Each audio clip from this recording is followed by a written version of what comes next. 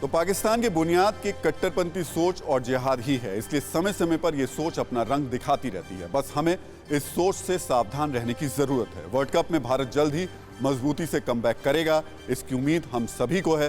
वैसे चुनावी राजनीति के मैदान में 6 साल बाद लालू प्रसाद यादव ने कमबैक किया है। लालू ने आज बिहार में उपचुनाव के लिए रैली की, अपनी पार्टी के उम्मीदवारों के लिए वोट मांगा। लालू अपने पुराने अंदाज में दिखे, चुनावी मंच पर उन्हें देखने और सुनने के लिए भीड़ भी जुटी। लेकिन लालू का यह कमबैक थोड़ा फीका सा नजर आया, और फीका इसलिए क्योंकि लालू के मंच पर उनके 2 हाथों में से एक नहीं था।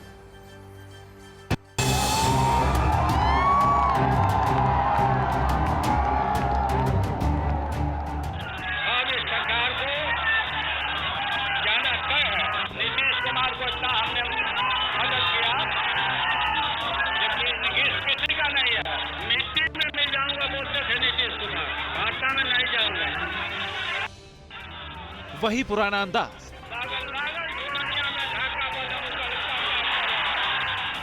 विरोधियों को निशाना बनाने वाली वही पुरानी शैली।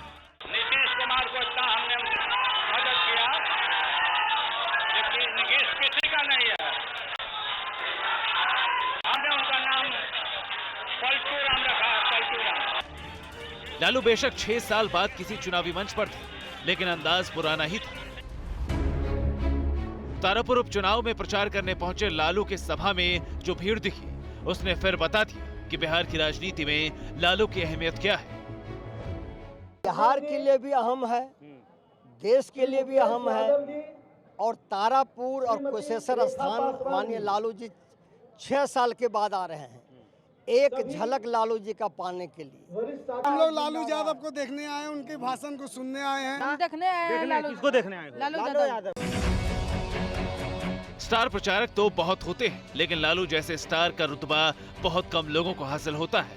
लालू को सुनने के लिए भीड़ इतनी थी कि जिसे मैदान में जगह नहीं मिली, वो छत पर चढ़ गए। चाहत बस अपने नेता की एक झलक पाने की थी। उनकी एक झलक पाने के लिए जनता बेताब दिखी, और इसी बेताबी में सारी व्यवस्थाएं ध्वस्त हो गईं, सारे बैरिकेडिंग टूट गए, सारी कुर्सियां टूट गईं, और लोगों को बहुत सारी मुसीबतों का भी सामना यहाँ पर करना पड़ा। लालू के आने की खबर से ही आरजेडी समर्थकों का जोश आसमान पर था। इस जोश को वोट में बदलने के लिए लालू ने माइक संभाला तो निशाने पर नीतीश थे। बहुमत हमारा था, तेजस्वी का ताकत आरजेडी का बेसिए में था। बोला कि आगे हमको गोली मार दे बोलते हैं नीतीश। हम कहा कि तुमको गोली मारेंगे, तुम अपने मर जाओगे। दरअसल लालू के पटना पहुंचने के साथ ही बिहार की राजनीति में सरगर्मी बढ़ गई थी। पटना में लालू ने कहा था कि हम नीतीश का विसर्जन करने आए हैं। इसके जवाब में नीतीश ने लालू पर तंज कसते हुए जंगल राज की याद दिलाई थी।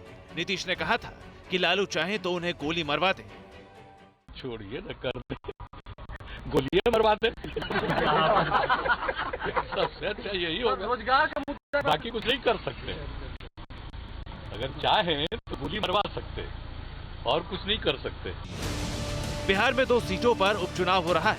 आरजेडी को उम्मीद है कि चुनाव के परिणाम से बिहार में बड़ा राजनीतिक बदलाव होगा, इसलिए आरजेडी की तरफ से इस बार मोर्चा लालू प्रसाद यादव ने खुद संभाला है। बेहद महत्वपूर्ण 2 सीटों का चुनाव महत्वपूर्ण तो है, लेकिन इसे बहुत दिलचस्प और इस लड़ाई को बहुत जबरदस्त बना दिया है लालू प्रसाद यादव की एंट्री ने। कुल मिलाकर तारापुर और कुशेश्वर स्थान 2 सीटों की लड़ाई है, लेकिन लड़ाई बेहद दिलचस्प और बेहद जबरदस्त भी। कैमरामैन कुणाल के साथ रूपेश कुमार, TV9 भारतवर्ष, तारापुर, मुंगेर।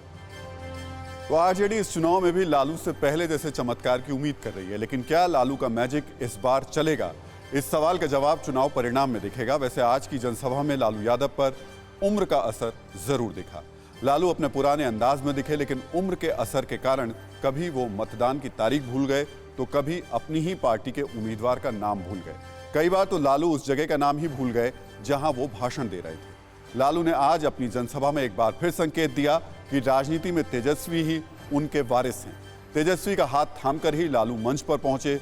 मंच पर बार बार लालू तेजस्वी को दुलारते रहे। 6 साल बाद हुई लालू की सभा में भीड़ तो आई, लेकिन उनके लाल यानी बेटे तेज प्रताप नहीं आए।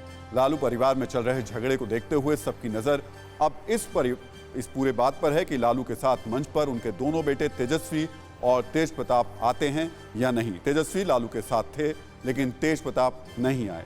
ऐसे में सवाल ये कि क्या लालू पार्टी के समीकरण सुधारने के साथ ही अपने परिवार का समीकरण भी सुधार पाएंगे?